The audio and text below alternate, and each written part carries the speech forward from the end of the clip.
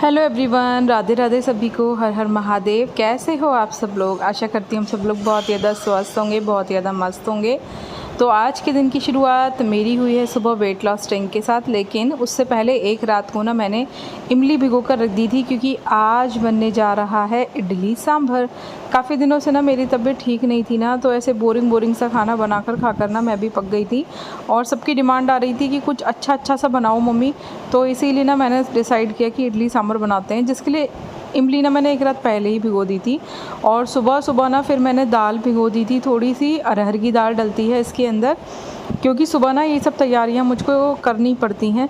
हनु school जा चुका था। हनु को स्कूल में ना मैंने आलू की सूखी सब्जी और पराठे बनाकर रख दिए थे। आज आलू की सूखी सब्जी और पराठे वो इसीलिए ले गया था क्योंकि उसको पता था दोपहर को लंच में आके उसे पराठा सब्जी या रोटी सब्जी नहीं मिलने वाली। तो मैंने कहा कि बेटा आज लंच में पराठा सब्जी लेके जाओ, दोपहर को आपको इडली सांभर मिलेगा। तो गोले की चटनी तो पहले ही मैंने कुछ दिन पहले ही बनाई थी, आप लोगों को वीडियो भी शेयर की थी, तो वो फ्रिज में रखी ही हुई थी। तो मुझे आज गोले की चटनी नहीं बनानी थी, तो मैंने ये सब चीज़ें भिगोकर एक तरफ ना अपना वेट लॉस ड्रिंक गरम करने को रख दिया था, बॉईल करने के लिए पानी डालकर। उसमें थोड़ा सा मैंने इसमें ना शहद ऐड किया है, 1 चम्मच। अगर आप लोगों को शुगर की दिक्कत हो यानी कि डायबिटीज़ की, तो आप इसमें शहद या गुड़ कुछ भी चीज़ ऐड मत करना, बट मेरे को नहीं है तो मैं तो ले लेती हूँ। और मुझे ना शहद बहुत ज़्यादा फ़ायदा करता है। एक तो फेस पे ग्लो रहता है मेरे, दूसरा मेरा पेट अच्छे से साफ़ रहता है और ब्लड को भी ना प्योर करने में बहुत ज़्यादा मदद करता है। शहद के बहुत सारे फ़ायदे हैं, बहुत सारे। आप लोग गूगल पे सर्च करके भी देख सकते हो कि शहद पीने के क्या क्या फ़ायदे हैं। तो नहाने से पहले ही ना मैं सूजी को भी भिगो कर रख गई थी, जिसमें सूजी में ना मैंने खट्टा दही का पानी डाला था 1 कप पूरा भर के, और थोड़ा सा पानी ऐड करके मैं इसे जो है मिक्स करके अच्छे से, और मैंने इसे ढक के रख दिया था 2 घंटे। मैं कम से कम 2 घंटे ना सूजी भिगो देती हूँ, बिल्कुल अच्छे से ना सूजी फूल जाती है। उसके बाद मैं इसमें क्या करती हूँ, उसका प्रोसीजर मैं आपको आगे दिखाऊँगी। सब कुछ मैंने आज डिटेल में शूट किया है, क्योंकि पिछली बार जब मैंने इडली सांभर बनाया था ना या डोसा वगैरह, तो काफ़ी सारी क्वेरीज आई थी कि दीदी हर चीज़ डिटेल में दिखाना। तो आज की इस वीडियो में आपको डिटेल में इडली सांभर दिखेगा, एंड देन इसके बाद वाली जो वीडियो है उसमें आपको गोले की चटनी और मैं डोसा कैसे बनाती हूँ ना उसकी रेसिपी प्रॉपर दिखेगी। क्योंकि सांभर तो मैं एक्स्ट्रा बना लेती हूँ, जो पहले दिन इडली से खा ली जाती है, और देन जो बचती है वो नेक्स्ट डे हम डोसा बना लेते हैं। तो चटनी तो ना मेरे पास गोले की कम ही थी, तो वो मेरी आज ही ख़त्म हो गई थी। ठीक है, क्योंकि ये ब्लॉग मेरा कल का है ना, इसलिए मैं आपको बता रही हूँ, कल रात को वो चटनी ख़त्म हो गई थी। तो नेक्स्ट ब्लॉग में आपको नई चटनी बनाऊँगी नारियल की, वो मैं आपको दिखा दूँगी। साथ में डोसा कैसे बनाती हूँ, क्या क्या चीज़ें भिगोती हूँ। तो आज का इस वीडियो को पूरा देखना, इसमें भी थोड़ा सा पार्ट है डोसे का, क्योंकि रात को भिगोना पड़ता है। एंड देन कल का भी पूरा का पूरा वीडियो देखना। जिन लोगों को खाना बनाना बहुत ज़्यादा पसंद है, उन लोगों के लिए मैं ऐसी रेसिपीज़ शेयर करती रहती हूँ। इसीलिए मेरी वीडियोज़ में सिर्फ एक्सरसाइज और सिर्फ वेट लॉस रेसिपी नहीं होती, मैं सब कुछ शेयर करती हूँ। क्योंकि हम लेडीज़ का ना खाने के बिना कहाँ गुजारा है, आपको पता है। हमारा पूरा दिन किचन में निकलता है, मतलब पूरा दिन का मतलब नहीं, लेकिन आधे दिन से ज़्यादा दिन हमारा किचन में ही निकलता है। और हमको भी भाई अगर वेट लॉस करना है या जीवित रहना है, तो भी खाना तो खाना ही पड़ेगा। और बोरिंग खाना खा के हम क्यों अपना वज़न कम करें, क्यों ना टेस्टी और इंटरेस्टिंग खाना खा के हम अपना वज़न कम करें। तो मैं तो सारी तरीके की ना चीज़ें बनाती रहती हूँ। बस कोशिश करती हूँ कि मैं ज़्यादा मीठी रेसिपीज़ नहीं बनाती, यानी कि शुगरी मिठाइयाँ वाली रेसिपीज़ मैं नहीं बनाती हूँ, क्योंकि वो तो बाहर से ही इतना आता रहता है, घर में और बनाएंगे तो फिर वेट लॉस हमारा मेंटेन नहीं हो पाएगा। इसीलिए मैं मिठाइयाँ वगैरह बहुत ही रेयर केस में बनाती हूँ घर पे। बाकी मैं सब कुछ घर पे बनाती हूँ और सब कुछ खाती हूँ और दिखाती भी हूँ आप सब लोगों को। कल आप सब लोगों की वीडियोस पे बहुत अच्छे कमेंट आए थे कि दीदी आप काफ़ी स्लिम लग रही हो। मुझे बहुत अच्छा लगा। वैसे आज की वीडियो में भी आप लोग देख सकते हो कि सिर्फ 2-3 दिन से ही दवाइयाँ छोड़ने पर कितनी ज़्यादा इफ़ेक्ट आ गया। हालांकि मैंने सिर्फ एलोपैथिक दवाइयाँ बंद की हैं, आयुर्वेदिक दवाइयाँ मेरी चल रही हैं। जो मेरी दर्द की दवाइयाँ चल रही थी ना एलोपैथिक, उनको बंद करके मैंने पतंजलि की पीड़ांतक वटी 1-1 सुबह शाम खानी शुरू की है। उससे मुझे बहुत ज़्यादा फ़ायदा मिला है। और रात को जो मैं अपना वेट लॉस चूर्ण लेती हूँ, वो भी मैं कंटिन्यू ही ले रही हूँ, तो मुझे बहुत ज़्यादा फ़ायदा है। बाकी बेल्ट लगाकर मैं अपने काम कर रही हूँ। जब मैं लेटती हूँ या फिर एक्सरसाइज करती हूँ, तब मैं अपनी बेल्ट को हटा देती हूँ, अदरवाइज़ मैं बेल्ट लगाकर अपना काम कर रही हूँ। ठीक है, तो मैंने ना लौकी और कद्दू को काट लिया था बारीक बारीक सांभर बनाने के लिए। मैं इसमें टमाटर नहीं डालती हूँ बिल्कुल भी, और ना ही मैं इसके अलावा कोई और सब्जियाँ डालती हूँ। बैगन डाल देती हूँ मैं, लेकिन बारिश का मौसम में बैगन अच्छा नहीं आ रहा है, इसलिए मैंने बैगन नहीं मंगाया।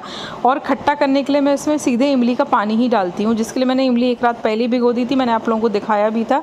तो इसमें ना मैंने हल्दी और नमक डाल के, और वो जो अरहर की दाल सुबह सुबह भिगोई थी ना, उसे भी अच्छे से धो के 3-4 बार, और उसको भी ना मैंने इसमें एक साथ ही डाल दिया। वैसे ना मैं कभी कभी मिक्सी में पीस के भी सांभर बनाती हूँ, बट आज बहुत ज़्यादा जल्दी थी, लेट हो गई थी खाना बनाने में मैं। और सुबह सुबह ना एक्चुअली क्या हुआ कि हनु के जाने के बाद ना स्कूल मेरी थोड़ी तबीयत ढीली सी हो रही थी, तो मैं दोबारा से लेट गई थी। और ये देखो मेरा फेस कितना ज़्यादा पतला हो गया है, मुझे बहुत ज़्यादा खुशी मिल रही है अपने आप को ऐसे देख के। मतलब आप लोग मेरी खुशी का अंदाज़ा लगा सकते हो, क्योंकि आप लोग भी इसी सिचुएशन से गुजरते हो। अभी मेरे कुछ दिनों से जो बॉडी में ब्लोटिंग हो गई थी ना, उसकी वजह से मेरी बॉडी में मुझे फ़ैट जो बढ़ा हुआ लग रहा था, वो 2-3 दिन में ही ख़त्म हो गया है। बहुत ही ज़्यादा अच्छा लग रहा है मुझको। मेरा बैक फ़ैट, नेक फ़ैट और फेस का जो फ़ैट था, ब्लोटिंग थी, वो सब ख़त्म हो गई है। पेट पे भी मुझे बहुत ज़्यादा ब्लोटिंग लग रही थी, जो कि अब ख़त्म हो चुकी है। तो मुझे बड़ा अच्छा सा लग रहा है, और मुझे लग रहा है कि हाँ, जो मैं प्रोसीजर फॉलो कर रही हूँ, इस बार मैं अपना वज़न ना 2-3 किलो और कम करके ही रहूँगी। तो आप लोगों को मैंने बताया था इस बार बहुत सारी शादियां भी हैं, हालांकि शादियों में खाएंगे जब, तो उस वक्त वज़न बढ़ ही जाना है, लेकिन तब तक के लिए हमें अपना वज़न और ज़्यादा कम करना है, क्योंकि और अच्छी अच्छी ड्रेसेस पहननी है, स्लिम लगना है। आप लोगों के साथ भी ऐसे ही होता होगा ना, जब कोई फंक्शन आता होगा तो आप लोग सोचते होंगे ना कि यार तब तक थोड़ा सा और वज़न कम कर लें तो हम और अच्छे लगेंगे ड्रेसेस को पहन के। तो इधर जो हमारी सूजी थी ना, उसमें मैंने एक इनो का पाउच डाला था, और साथ में ना मैंने उसमें तड़का मारा था राई का। तो थोड़ा सा ऑयल लिया, उसे गर्म किया, उसमें राई का तड़का मार दिया, और एक इनो का पाउच डाल के मैंने उसे 10 मिनट के लिए छोड़ दिया था अच्छे से मिक्सअप करके। उसके बाद इडली स्टैंड का ये जो फ्रेम होता है ना, इसमें मैंने थोड़ा थोड़ा सा ऑयल लगाया, जिससे कि इडली जो है वो चिपके नहीं। और फिर मैंने इसमें इडली का बैटर करके कुकर में पानी करके उसे गर्म करके और इसे गैस पे चढ़ा दिया। लगभग 10 बार में मेरी जो है 15 इडली बन जाती हैं। इस वाले स्टैंड में ना एक बार में 15 इडली बन जाती हैं। आप लोगों ने 4 वाला स्टैंड कम ही देखा होगा ना, है ना। ये मेरी ननद ने भेजा था मेरे को, उनके पास एक्स्ट्रा रखा हुआ था, तो उन्होंने ये वाला मेरे को भेज दिया। वैसे ना हर स्टैंड में 12 इडली ही बनती हैं, लेकिन इसमें 15 बन जाती हैं। इसमें 1 प्लेट एक्स्ट्रा है इडली की, तो मैंने ना इन सबको भर के अच्छे से कुकर में लगा दिया था। और हाँ, मैं आप सब लोगों को बता रही थी कि मेरे को ना देर हो गई थी, मेरी ना तबीयत थोड़ी सी ढीली थी, तो हनु को स्कूल भेज के ना मैं थोड़ी देर के लिए लेट गई थी, और फिर जब उठी ना तो देर हो चुकी थी। वो तो पति देव ने झाड़ू लगा दी, तो मैंने काम वाम शुरू किया नाश्ता करके। फिर जल्दी जल्दी से ना मैंने खाना बनाया। हनु के स्कूल से आने से पहले ना मुझको खाना बना के तैयार करना था, क्योंकि वो स्कूल से आता है ना, उसके बाद उसके पास 1 घंटा होता है जिसमें वो नहाता है, मुझे स्कूल की सारी रामायण सुनाता है, और फिर वो खाना भी खाता है, और फिर वो कोचिंग चला जाता है। फिर कोचिंग से वो किसी दिन 2 घंटे और किसी दिन 3 घंटे में आता है। तो इसीलिए मैं सोचती हूँ कि ना खाना बिल्कुल तैयार है, तो मैं उसकी रामायण भी अच्छे से सुन सकूँ बैठ के, और फिर वो नहाकर खाना खा के कोचिंग चला जाए। तो मेरी जो दाल और सब्जियां थी ना, वो अच्छे से पक चुकी थी। और इधर ना मेरा एक बार का इडली का जो घान था वो भी तैयार हो चुका था। ये देखो इडली कितनी अच्छी बनती है, फोकी सॉफ्ट एकदम, है ना। तो इस तरीके से ना मैंने इडलियों को, मैंने पंखा चला लिया था इस वक्त किचन का, जिससे कि ना ठंडी हो जाए, वरना खोलती हुई इडली होती है ना तो स्टैंड पकड़ा भी नहीं जाता। बड़ी सावधानी से ना कपड़े से पकड़ के मैं इसको स्टैंड को निकालती हूँ। आप लोग भी काम करो तो ध्यान रखना कि हाथ ना जले। और फिर इस तरीके से ना इन इडली को प्लेट में लगा देती हूँ, जिससे कि ठंडी हो जाएँ।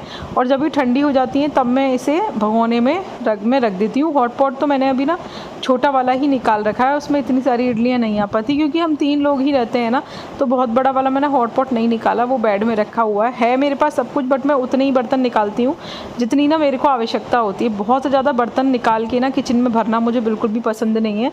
जिन चीज़ों की मुझे ज़रूरत है बस वही चीज़ मैं निकाल लेती हूँ। तो इधर ना मैंने कुकर खोला तो सब्जियाँ और दाल सब कुछ गल चुकी थी, जिसको ना मैंने पाव भाजी मैशर जो होता है ना, उससे अच्छे से मैश किया, और फिर विस्कर से मैंने इसको अच्छे से चला लिया था। तो और इन सबको ना मैंने हाथ के हाथ धो के ना रखती जाती हूँ, जिससे कि बर्तन ज़्यादा फैले नहीं। तो ये मेरी अच्छे से ना मैश हो गई थी। इसके बाद मैंने इमली को छाना और अच्छे से ना इसमें मिला दिया। और हाँ, मैं आप सब लोगों को बता रही थी कि मेरा जो रूटीन है ना वो सुबह यही चल रहा है। अभी मैं मॉर्निंग ड्रिंक भी पी रही हूँ, और कुछ लोग ना मुझसे ये भी पूछ रहे थे कि दीदी आप ग्रीन टी किस टाइम पे लेते हो। तो डियर देखो, वैसे ना ग्रीन टी ब्रेकफास्ट, लंच और डिनर के 45 मिनट्स के बाद ली जाती है 1 कप। लेकिन अगर आप कोई भी चूरन खा रहे हो ना वेट लॉस वगैरह, तो आपको ग्रीन टी नहीं लेनी चाहिए, क्योंकि इतना सारा बर्डन एक साथ अपने ऊपर नहीं डालना चाहिए। तो इसीलिए मैं मॉर्निंग ड्रिंक पी लेती हूँ, मॉर्निंग वेट लॉस ड्रिंक जो मैं आप लोगों को दिखाती रहती हूँ, मैं चेंज कर करके लेती रहती हूँ। उसके बाद ना मैं लंच और ब्रेकफास्ट के 45 मिनट के बाद ना वेट लॉस चूरन खाती हूँ, आधा चम्मच। और रात को सोने से पहले मेरा दूसरा वेट लॉस चूरन है, मैं वो भी खाती हूँ, जो मुझे दर्द में भी बहुत ज़्यादा आराम देता है और वेट लॉस में भी वो बहुत ज़्यादा मदद करता है। इसीलिए ना मैं अभी ग्रीन टी नहीं ले रही, लेकिन जब ठंड आएंगी ना तब मैं ग्रीन टी लूँगी, क्योंकि मेरी ग्रीन टी ना भी बची हुई है, तो मुझे वो भी ख़त्म करनी है। तो अगर आप लोग ग्रीन टी लेते हो ना, तो आप लोग चूरन मत लेना, एक ही चीज़ लेना, या तो ग्रीन टी लेना या फिर चूरन लेना, बस सफिशिएंट है। और हाँ, मैंने चीनी फिर से छोड़ दी है, और कुछ तो ना दवाइयाँ छोड़ दी हैं, और कुछ ना मैंने 2-3 दिन से चीनी भी छोड़ दी है, क्योंकि मैं ना बीच में थोड़ा चीनी भी ले रही थी, क्योंकि एक तो मेरी तबीयत ठीक नहीं थी, मुझे वीकनेस बहुत ज़्यादा फील हो रही थी। तो मैं ना जैसे नॉर्मल चाय सबके लिए बना रही थी ना, मैं वैसे ही अपने लिए बना रही थी। बट अभी ना मैंने फिर से चीनी छोड़ दी है, और जब भी मेरा चाय पीने का मन है तो मैं गुड़ वाली चाय ले रही हूँ, चीनी नहीं ले रही। तो उससे भी काफ़ी ज़्यादा इफ़ेक्ट दिख रहा है मेरी बॉडी पे। तो इसीलिए आप सब लोगों से कहती हूँ कि चीनी खाओ कभी कभी, लेकिन कम ही खाओ। कोई भी चीज़ें बनाओ तो आप उसे गुड़ में ही बनाने की कोशिश करो, कि आप उसे गुड़ में ही बना लो, जिससे कि वो ना आपको नुकसान ना करें। तो इधर ना मैंने इमली को ना पानी में अच्छे से रगड़ के ना 2-3 बार रगड़ के सारा का सारा पानी ना सांभर में ऐड कर दिया था, और इतना टेस्टी बना था। बस ना ये सब कुछ हुआ ही था, और फिर मैंने ना दूसरा घान भी ना इडली का चढ़ा दिया था कुकर में, लेकिन ना हनु आ गया था तभी, तो मैंने पंखा भी चला दिया था। और गैस का काम मेरा ख़त्म हो जाता है ना, तो मैं किचन में पंखा चला लेती हूँ। मैंने इसीलिए किचन में भी पंखा ही लगवा रखा है। तो हनु अपनी राम कथा सुना रहा था मुझको, पूरी रामायण जो है स्कूल की, वो डेली आके सुनाता है। तो मैंने उससे कहा बेटा आज ना खाना बनाने में थोड़ी सी देर हो गई है, तो तुम मुझे किचन में ही सुना दो, और मैं ना जल्दी से तुम्हारे लिए खाने की प्रिपरेशन भी कर देती हूँ, जिससे कि तुम नहाने के लिए जाओगे तो तब तक ना सब कुछ रेडी हो चुका होगा। तो वो किचन में ही बैठा बैठा मुझे राम कथा सुना रहा था, और जो उसके असिस्टेंट भी चल रहे थे ना, पिछले 1 हफ्ते से मैंने आप लोगों को दिखाया था, उसके नंबर बता दिए गए थे यार सारे सब्जेक्ट्स के। तो नंबर बहुत ही अच्छे थे, ज़्यादातर सब्जेक्ट में 10 में से 10 थे, और 1-2 ही सब्जेक्ट में 9 थे, और एक में 8.5 थे। 10 में से इन लोगों को नंबर मिलते हैं, तो अच्छे नंबर थे काफ़ी। और बता रहा था कि ना किसी सब्जेक्ट में जैसे अगर 1-आध नंबर रह गया कम, तो वो क्यों रह गया, कहाँ पे मिस्टेक हो गई थी, या फिर किसी टीचर ने ऐसे ही चैड़ में नंबर काट लिए। ये सब चीज़ें ना वो मुझे आके बताता रहता है, क्योंकि बहुत सारी चीज़ें होती हैं भैया नंबर लेने और देने के ऊपर, आप सब लोगों को पता ही है, आप सब लोग भी स्कूल में पढ़े ही हो। तो इधर ना मेरी सांभर ना घुट तो चुकी थी, इमली का पानी भी डल चुका था। मैंने इसमें 2 चम्मच सांभर मसाला डाला, और उसके बाद ना मैंने इसमें तड़का मार दिया हींग, राई और लाल मिर्च का। और फिर ना मैंने इसको कुकर को बंद करके सब कुछ मिला के ना अच्छे से, और मैंने इसको 1 सीटी लेने के लिए और रख दिया, जिससे कि जब तक ये सीटी खुलती ना तब तक हनु नहा के आ जाता, और बिल्कुल गर्मा गर्म सांभर एकदम से तैयार होकर उसको मिल जाती। तो अब मेरा काम ना ख़त्म हो चुका था, इडली सांभर बन के तैयार हो चुकी थी। हनु को गोले की चटनी नहीं पसंद, लेकिन मेरे को और पतिदेव को बहुत ज़्यादा पसंद है। कोई नहीं, धीरे धीरे वो भी खाने लगेगा। उसको पहले और भी बहुत सारी चीज़ें पसंद नहीं थी, बट मुझको देख देख के ना वो सब कुछ खाना उसने शुरू कर दिया है। तो मैंने किचन की स्लैब भी ना हाथ की हाथ साफ़ करनी शुरू कर दी थी, जो भी मेरा सामान था ना। और मैंने ये जो तड़का मारा ना मिर्च का एकदम से, और मैंने ना उसी वक्त ना तुरंत पंखा भी चला दिया। तो क्या हुआ, पंखा चलाने से ये जो मिर्च की भस थी ना, एकदम गर्म तेल में मैंने मिर्च डाल दिया था, उसकी भस पूरी की पूरी ना किचन में फैल गई। तो मैं फिर हनु को बाहर ले गई, और मैंने हनु को ना बाहर ही बिठा दिया, क्योंकि वो खांस रहा था। और फिर मैंने अंदर आके पहले पंखा बंद किया, और फिर देखा कि ये तैयार हो चुकी थी। तो मैंने इसको अच्छे से मिलाया, और फिर बंद करके ना इसमें 1 सीटी लेने के लिए और रख दिया। उसके बाद खाना हमारा तैयार हो गया था, हनु नहा लिया था, तो मैं खाना लगा रही थी। सबसे पहले उसको दिया, फिर पतिदेव को, और तब मैंने खाया। और मैं हमेशा खाना खाने से पहले दोपहर के टाइम पर फ्रूट्स खाती हूँ, मैं हमेशा आपको बताती हूँ। तो मैंने अमरूद काट लिए थे, क्योंकि पतिदेव को फ्रूट्स खाने का बहुत ज़्यादा शौक है, इसीलिए मैं भी ना, मुझे डांट पड़ती है जब मैं फ्रूट्स नहीं खाती, तो मैं ना साथ में ही फ्रूट्स काट लेती हूँ। तो मैंने 3 अमरूद काट लिए थे मेरे और पतिदेव के लिए। अमरूद वैसे ज़्यादा अच्छे नहीं थे इस वक्त ना, नाशपाती और सेब बहुत अच्छे आ रहे हैं, तो आप लोग वही चीज़ें खाओ जो बढ़िया आ रही हो। लेकिन जो है अब पतिदेव ले आए थे ना अमरूद में ना बारिश के टाइम में कीड़े बहुत ज़्यादा निकलते हैं। अमरूद ना यार ठंड के टाइम पर बहुत अच्छे आते हैं, मुझे वो वाले अमरूद बहुत पसंद है जो ठंड के टाइम पर आते हैं। और ये वाला अमरूद तो इतना ज़्यादा टाइट था कि कट भी नहीं रहा था मुझसे चाकू से, तो मैंने इसे स्लैब पे मार मार के काटा। उसके बाद पतिदेव ने भी कहा कि हाँ इसमें से ना आधा ही अमरूद हमसे खाए गए और कुछ बहुत ज़्यादा टाइट थे जो नहीं खाए गए, फिर वो हमने गैया के लिए रख दिए। तो ऐसे ही करती हूँ मैं, कोई भी चीज़ फेंकती नहीं हूँ, जो चीज़ नहीं खाई जाती वो फिर गैया को दे देती हूँ। लेकिन झूठा अपना नहीं खिलाती मैं गैया को, उठा के रख दिया था। जो चीज़ें नहीं खाई जा रही थी वो मतलब झूठे नहीं थे वो अमरूद, क्योंकि बहुत सारे लोग ऐसे होते हैं जो कि ये सोचने लगते हैं कि कहीं हम झूठे फल तो नहीं खिला रहे। तो भैया गाय माता की मैं पूजा करती हूँ तो झूठे फल में नहीं खिलाती। और आज ना मैंने बेल्ट लगा कर ही कुछ स्टैंडिंग एक्सरसाइज करने की कोशिश की है। धीरे धीरे मैं अपना वर्कआउट बढ़ा रही हूँ और धीरे धीरे मैं कुछ और अलग एक्सरसाइज करने की भी कोशिश कर रही हूँ, बट उतना ही कर रही हूँ जिससे मेरी बॉडी में पेन ना उखड़ जाए। क्योंकि सबसे बड़ी पहली प्रायोरिटी मेरी ये है कि बॉडी में पेन ना हो किसी भी तरीके का, क्योंकि मैं ये नहीं चाहती कि जो मेरा इतनी मुश्किल से धीरे धीरे करके ना ठीक हो रहा है वो वापस पहले की तरह हो जाए। तो पहली प्रायोरिटी मेरी यही है कि एक्सरसाइज वही करो जिससे मुझे दिक्कत ना हो। तो आप लोग कह रहे थे ना कि दीदी बेल्ट लगा कर एक्सरसाइज करना, तो आज मैंने बेल्ट लगा कर एक्सरसाइज की है। बट ना थोड़ी सी ही एक्सरसाइज करने के बाद ना मैं थक गई थी स्टैंडिंग एक्सरसाइज करने में, और मुझे लग रहा था कि बस स्टैंडिंग एक्सरसाइज काफ़ी हो गई है। यहाँ तो मैं आपको स्पीड बढ़ाकर दिखा रही हूँ, बट एक्चुअली इतनी फास्ट मैं नहीं करती, बट फिर भी ना धीरे धीरे करने की कोशिश कर रही हूँ। और आप लोग देखो मेरा फेस फैट कैसे एकदम से ना ख़त्म हो गया है, और वरना मेरा फेस कितना ज़्यादा ना ब्लोट हो रहा था दवाइयाँ खा कर के। अब आपको मेरा फेस लंबा लग रहा होगा ना एकदम।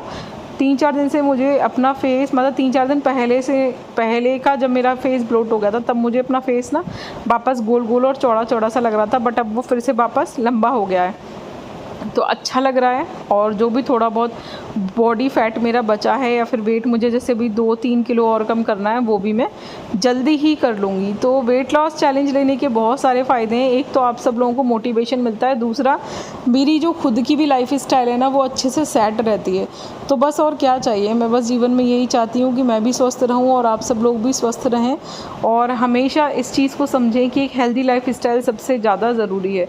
मैंने ना कुछ ये ना झुकने वाली एक्सरसाइज करके देखी थी, बट 3-4 लगभग मतलब शायद 5-6 मैंने कर ली थी। 5-6 करने के बाद ना मुझे लगा कि बस ठीक है, और झुकना ठीक नहीं है, क्योंकि घर के काफ़ी सारे कामों में भी ना मैं झुक जाती हूँ, तो उससे भी ना मेरा काफ़ी झुकना हो जाता है। वैसे डॉक्टर ने मुझको भी झुकने के लिए मना कर रखा है, बट मैं फिर भी सारे के सारे काम खुद से करने की कोशिश कर रही हूँ। पहले भी ना मुझको भारी सामान उठाना मना था, बट फिर भी मैं बाल्टियाँ वगैरह सब उठा लेती थी आरओ की, जो भी भर जाती हैं, क्योंकि मैं उस वाले पानी से ना कपड़े धोती हूँ। और आप सब लोगों को ना कल मैंने एक ब्लाउज़ दिखाया था कल की वीडियो में, आप सब लोगों को वो बहुत ज़्यादा पसंद आया, तो मुझे अच्छा लगा। अब मैं कोई भी सामान लूँगी या फिर मेरे पास कुछ भी नई वैरायटी आएगी ना, तो वो मैं आप सब लोगों के साथ ज़रूर शेयर करूँगी। आप लोग अच्छा रिस्पॉन्स देते हो ना तो मुझे बहुत अच्छा लगता है। बट मेरी शॉर्ट्स वीडियोस पे ना उतने व्यूज़ नहीं आ रहे जितने व्यूज़ ना मेरे पहले आ रहे थे, और ना ही मेरे चैनल पे ना उतनी जल्दी सब्सक्राइबर बढ़ रहे हैं। पता नहीं क्या हो गया है, बीच बीच में ना यूट्यूब के क्राइटेरिया चेंज होते रहते हैं। एकदम से ना वीडियोज़ अच्छी चल रही होती हैं एंड देन फिर एकदम से ना व्यूज़ आना बंद हो जाते हैं, तो कुछ भी चीज़ समझ में नहीं आती कभी कभी मेरे को। कुछ लोग कह रहे थे कि दीदी चेस्ट पे हमारे फ़ैट बहुत ज़्यादा है तो हम क्या करें। तो आप लोग ना ये सारी की सारी एक्सरसाइज करो जो भी मैं कर रही हूँ ना अभी, ये सारी की सारी एक्सरसाइज ना चेस्ट फैट को कम करने में बहुत ज़्यादा मदद करती हैं। तो बॉडी शेप तभी अच्छी लगती है जब चेस्ट बहुत ज़्यादा ना बड़ा हुआ हो। उसके बाद फिर मैं ना बेल्ट उतार के बेड पे आके बैठ गई थी, और फिर बेड पे आके बैठ के ना मैंने कुछ पेल्विक एरिया की एक्सरसाइज की थी, जो कि हर लेडीज़ और जेंट्स दोनों को करना बहुत ज़्यादा ज़रूरी है। ऐसा नहीं कि सिर्फ लेडीज़ को ही करना है, जेंट्स को भी करना है। और मैं कितनी ज़्यादा स्लिम लग रही हूँ ना, मुझे बहुत ज़्यादा खुशी मिल रही है अपने आप को ऐसे देख के। तो कुछ एक्सरसाइज तो ना मैंने ऐसे की, और फिर मैंने एक और एक्सरसाइज करने की कोशिश की थी, बट उस पे ना मेरी बैक पे प्रेशर पड़ रहा था, तो फिर मैंने लेट कर एक्सरसाइज करनी शुरू करी जो मैं कर सकती हूँ। और आप लोग भी ना वही एक्सरसाइज करो जो आप इजीली कर सकते हो, वो एक्सरसाइज मत करना जो आपको ज़बरदस्ती करनी पड़ रही हो। हमारी बॉडी कि किसी भी हिस्से में अगर हमको दर्द है ना तो हमें उस हिस्से वाली एक्सरसाइज नहीं करनी चाहिए। और एक सिस्टर ने मुझसे कहा है कि उनके हिप्स पे फैट बहुत ज़्यादा है तो वो क्या करें। तो डियर, मैं आपको ये जितनी भी एक्सरसाइज बता रही हूँ ना, ये सारी एक्सरसाइज ना आपके हिप्स के फ़ैट को भी कम करेंगी। मेरे हिप्स पे भी ना एक टाइम में बहुत ज़्यादा फैट था, लेकिन जब ना धीरे धीरे आपके पेट की चर्बी कम होने लगेगी ना तो आपके हिप्स की चर्बी भी कम होने लगेगी। आप खुद ही देखोगे। देखो, ये जो मैं एक्सरसाइज कर रही हूँ ये हिप्स की चर्बी को कम करने में बहुत ज़्यादा मदद करती है। और इसके बाद ना फिर मैं एक ब्रिज वाली एक्सरसाइज करूँगी जिसमें अपने हिप को ऊपर उठा के एक्सरसाइज की जाती है, वो भी हिप की चर्बी को बहुत ज़्यादा कम करती है। मेरे भी ना हिप पर, थाइस पर बहुत ज़्यादा फैट था, बेली फैट बहुत ज़्यादा था, मतलब मेरे लोअर पोर्शन पे फैट बहुत ज़्यादा रहा है शुरुआत से ही। लेकिन अब आप लोग देख सकते हो मैंने जैसे कपड़े पहन रखे हैं ना, इसमें तो 1-1 इंच भी अगर फैट होता है तो वो दिखाई देता है। तो आप लोग खुद ही देख लो कि मेरी बॉडी कितनी ज़्यादा शेप में आ गई है। तो जब मेरी आ सकती है तो आपकी भी आ सकती है। शर्त बस यही है कि जो एक्सरसाइज मैं आपको दिखा रही हूँ और बता रही हूँ ना, उनको आप रेगुलर करो। रेगुलर का मतलब होता है रोज़। अगर आप इसे नियम बना लोगे ना, 15-20 मिनट भी डेली टाइम निकाल के अगर आप एक्सरसाइज कर लोगे तो भी आपकी बॉडी ना धीरे धीरे शेप में आ जाएगी। देखो, ये जो मैं स्ट्रेचिंग कर रही हूँ ये हिप के फैट को कम करने के लिए बहुत ज़्यादा ज़रूरी है। तो ये जो एक्सरसाइज़ है ना, इसको आपको 10-10 के ना 3 सेट में करना है। और स्टार्टिंग में जो मैंने आपको स्टैंडिंग वाली एक्सरसाइज बताई थी उनको आप 100-100 कर सकते हो। अगर आप एक बार में 100-100 ना कर पाओ ना तो आप 30-30 के 3 सेट बना लेना। इस तरीके से आप कर सकते हो। लेकिन सच बता रही हूँ, 1 हफ्ते में ही ना आपको रिज़ल्ट मिलना शुरू हो जाएंगे और 1 हफ्ते में ही आपकी बॉडी से आपको इंचेस लॉस भी महसूस होने लगेगा, फैट लॉस भी, और अपनी बॉडी की जो भी ब्लोटिंग है, इन्फ्लामेशन है, वो सब ख़त्म होती नज़र आएगी। लेकिन अभी भी आपसे कह रही हूँ कि वेट डेली चेक मत करना, 1 महीने में एक बार ही आप अपना वेट चेक करना। क्योंकि जब हम ऐसे करते हैं ना तो 1 महीने में जो भी वेट कम होता है उसे देख के हमें बहुत ज़्यादा खुशी होती है। क्योंकि वेट ना थोड़ा बहुत ऊपर नीचे होता है। मान लो आज आपका 200 ग्राम कम हो गया, लेकिन कल आपका अगर 100 ग्राम उसमें से बढ़ गया ना तो आप टेंशन में आ जाओगे और आप डीमोटिवेट भी हो जाओगे। तो इसीलिए इस तरीके से आपको नहीं करना है। आपको महीने में सिर्फ एक बार ही अपना वज़न चेक करना है, ठीक है। तो ये जितनी भी मैं आपको एक्सरसाइज बता रही हूँ ये सब आपके लोअर बॉडी फैट को कम करने में बहुत ज़्यादा मदद करेंगी। वो चाहे आपका थाई का फैट हो, चाहे वो आपका हिप्स का फैट हो, चाहे वो आपका लोअर बेली का फैट हो। तो सारी की सारी एक्सरसाइज करने के बाद अपने लेग की मसल्स को आराम देने के लिए, रिलैक्स देने के लिए ना ये वाली स्ट्रेचिंग ज़रूर करना। इससे हमारी सारी की सारी मसल्स जो है ना वो रिलैक्स हो जाती हैं।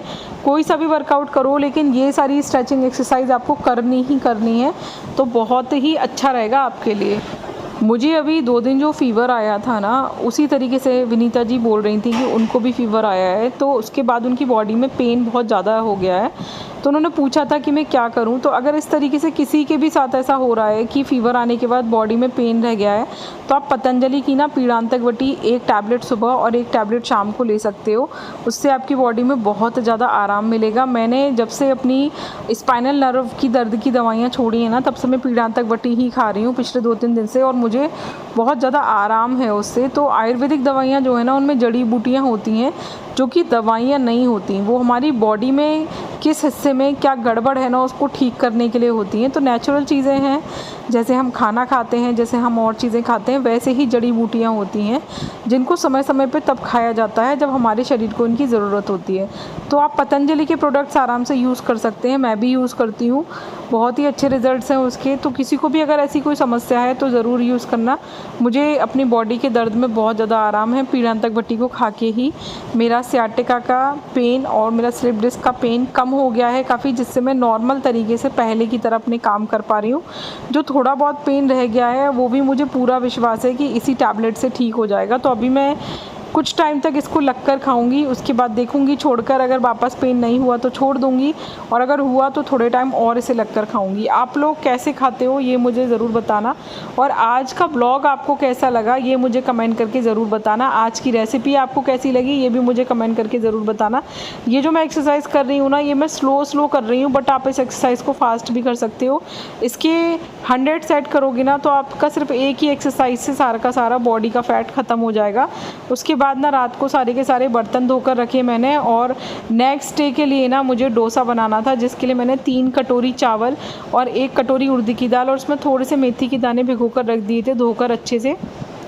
और एक गोला तुड़वा करना मैंने सूखा वाला, उसको भी छोटे छोटे पीसेस में कट करके धो के, और उसको भी ना मैंने लोटे में भिगो के रख दिया था, जिससे कि मैं नेक्स्ट डे गोले की चटनी बना सकूं। तो नेक्स्ट डे की वीडियो ज़रूर देखना डोसे की और गोले की चटनी की रेसिपी के लिए। आज का ब्लॉग कैसा लगा ये कमेंट करके ज़रूर बताना। अगर आप न्यू सब्सक्राइबर हो तो चैनल को सब्सक्राइब करना, वीडियो पसंद आए तो लाइक और शेयर ज़रूर करना, कमेंट करके अपना प्यारा प्यारा सा नाम मुझे ज़रूर बताना। हम मिलेंगे नेक्स्ट वीडियो में नेक्स्ट रेसिपीज़ के साथ, और जो कुछ भी आप लोग देखना चाहते हो या आपको पसंद हो वो सब कुछ मुझे आप कमेंट करके ज़रूर बताना। तो आज का ब्लॉग बस यहीं तक, मिलेंगे नेक्स्ट वीडियो में नेक्स्ट इन्फॉर्मेशन के साथ। Okay, tata bye bye.